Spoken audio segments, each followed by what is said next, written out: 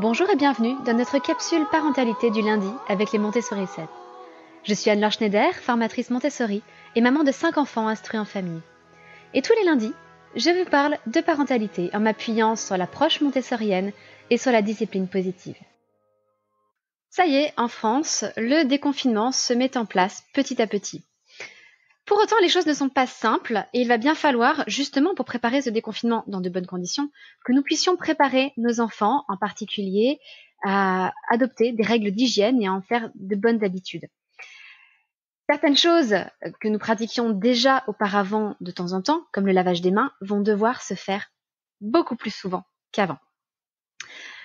Alors comment faire, surtout avec des tout petits? C'est ce que nous allons aborder aujourd'hui en environ 5 minutes. Mais avant tout, je voulais remercier Delphine Esperluette qui avait laissé cet avis sur iTunes en disant « C'est un plaisir de découvrir vos podcasts, un grand merci Anne-Laure ».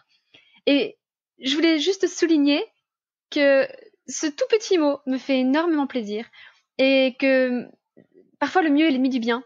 Et parfois on a envie de faire un paragraphe quand on veut laisser son avis sur quelque chose. Et parfois simplement mettre des étoiles et mettre quelques mots pour dire que vous avez aimé ce podcast, c'est simplement le meilleur moyen de le faire connaître autour de vous, sans pour autant que ça vous demande un effort phénoménal. En moins d'1 minute, vous pouvez le faire. Alors, revenons à nos histoires de bonnes habitudes. Comment essayer de transmettre en particulier ces habitudes autour de l'hygiène à nos enfants? La première chose, et c'est un outil issu de la discipline positive, c'est qu'il faut prendre du temps en amont pour les apprentissages. Ça n'est pas au moment de sortir pour aller à l'école ou au moment de passer à table que tout d'un coup vous allez apprendre à vos enfants à bien se laver les mains. Surtout les tout petits chez qui ça prend du temps.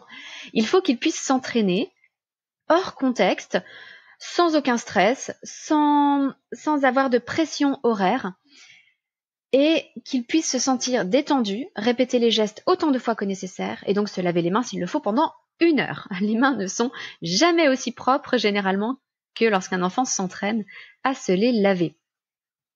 Donc, prévoyez si possible un moment calme, tranquille, sans aucune pression, où vous avez tout votre temps, où vous ne devriez pas être dérangé par d'autres enfants, pour prendre un de vos enfants face à face et lui montrer comment se laver les mains. J'ai fait une vidéo là-dessus pour vous montrer que même avec une petite fille de 2 ans et demi, on s'en sort très bien et on peut, en prenant le temps, en montrant les gestes un par un, comment faire. C'est ce temps, cette liberté de répétition qui va vraiment ancrer les apprentissages chez l'enfant. C'est vraiment la première étape. La deuxième étape, c'est que nous devons évidemment montrer l'exemple. Surtout à la maison, c'est nous qui allons être le moteur de ces gestes d'hygiène. C'est nous qui, avant un repas, par exemple, allons rappeler à tout le monde qu'il faut se laver les mains et qui allons nous-mêmes nous laver les mains. Parfois, on l'a déjà fait auparavant parce qu'on préparait le repas et donc on s'est lavé les mains pour faire la cuisine. À ce moment-là, on a déjà montré l'exemple avant et ne pas hésiter, lorsqu'on se lave les mains pour préparer le repas, de le signaler aux enfants. Est-ce que quelqu'un veut préparer le repas avec moi? Je vais me laver les mains. Toutes ces paroles ont de l'importance. Il faut absolument montrer l'exemple. Mais au-delà de ce qu'on dit, les enfants vont regarder ce que l'on fait. Donc, la première chose, c'est d'être nous-mêmes très rigoureux sur le lavage des mains, le fait d'éternuer dans son coude, de changer nos habitudes comme cela. Troisième point important pour les aider à adopter ces règles d'hygiène, c'est leur permettre de faire ces différents gestes en toute autonomie. Une solution, par exemple, pour le lavage des mains, peut être d'avoir une petite station avec un saladier, un pichet d'eau, une savonnette, une brosse à ongles et un petit sèche-mains, une petite serviette, pour qu'un tout petit, à sa hauteur, puisse le faire tout seul. Ça vous évite de tenir sous les bras un enfant tout en essayant de l'aider à se laver les mains au-dessus de l'évier ou du lavabo. Ça devient vite chaotique et ça n'est agréable pour personne. Plus l'enfant peut le faire en toute autonomie, plus spontanément il ira refaire ses gestes et se réentraîner tout seul dans la journée. Si vous ne pouvez pas avoir une petite station, comme je vous en parlais, et comme vous le verrez dans la vidéo sur le lavage des mains, vous pouvez aussi adopter certains systèmes qui permettent de prolonger le jet du lavabo. Ça se glisse autour du robinet et ça permet de rapprocher un peu le jet d'eau du bord du lavabo. Parce que les enfants, lorsqu'ils sont sur un marchepied ou sur un tabouret, souvent sont quand même trop loin du robinet et ne peuvent pas accéder au jet d'eau. Donc il existe des petits systèmes comme ça, vous pouvez en trouver dans des magasins de droguerie ou des grands magasins comme Amazon, même s'il vaut mieux privilégier ces magasins locaux quand on le peut. Et enfin, quelques notions sur les habitudes. Comment est-ce que les habitudes se mettent en place? Une habitude, c'est un déclencheur, comme un stimulus. Vous avez ensuite une réaction, l'habitude, et, dans l'idéal, pour favoriser la répétition, une récompense à cette action. Il va donc falloir avoir bien en tête une liste de déclencheurs, par exemple pour se laver les mains. Quels vont être ces déclencheurs? Avant de passer à table. Donc, quand je vois maman qui prépare le repas, papa qui prépare le repas, tel enfant qui met le couvert, hop, je vais me laver les mains. Lorsque je sens qu'on va sortir, lorsqu'on me demande de mettre mes chaussures, j'en profite pour aller me laver les mains. Identifier comme ça les quelques déclencheurs qui vont être les prémices de l'habitude que l'enfant va prendre. Un autre déclencheur important, ça peut être de rentrer à la maison. Je rentre à la maison, je ne réfléchis pas, je vais me laver les mains avant même d'enlever mes chaussures. Plutôt après avoir enlevé ses chaussures, c'est quand même plus sain. Etc., etc. Donc identifier ces déclencheurs, puis l'habitude. Et en ce qui concerne la récompense, il ne s'agit évidemment pas d'adopter un système du style « tu t'es lavé les mains, tu as droit à un bonbon ». Ça n'est absolument pas l'esprit que je veux développer ici.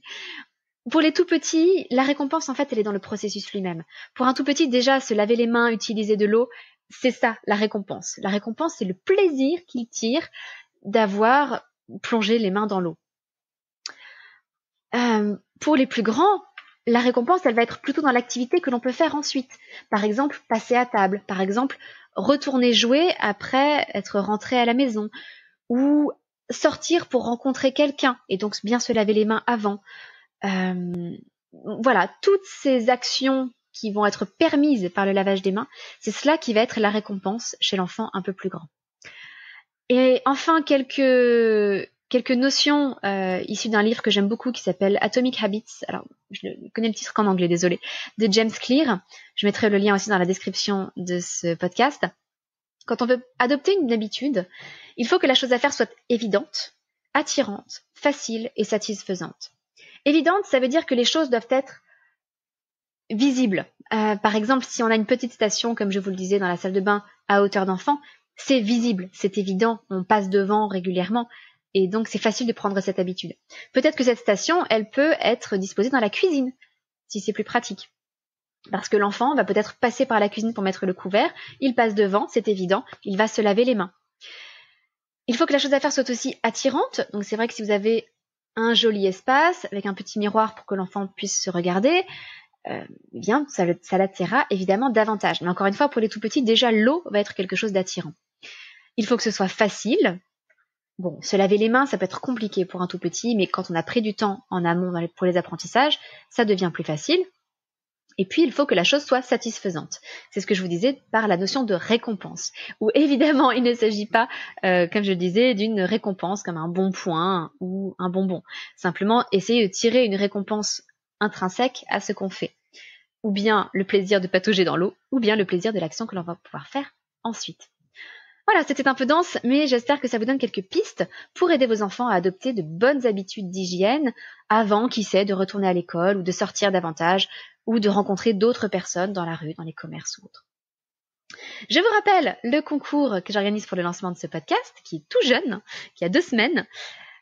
J'ai mis en jeu 2 jeux des éditions La Caverne, Dynastie et Mystique, qui vous attendent bien au chaud chez moi et que j'enverrai aux gagnants dès que nous aurons 100 avis sur Apple Podcast ou iTunes.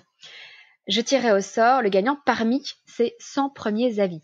Donc, ne tardez pas, on a déjà plus d'une 30aine d'avis et il faut quelques jours pour qu'Apple publie les avis et les valide. Vous allez pouvoir utiliser Apple Podcast si vous avez un appareil Apple et iTunes si vous n'en avez pas et que vous avez un PC.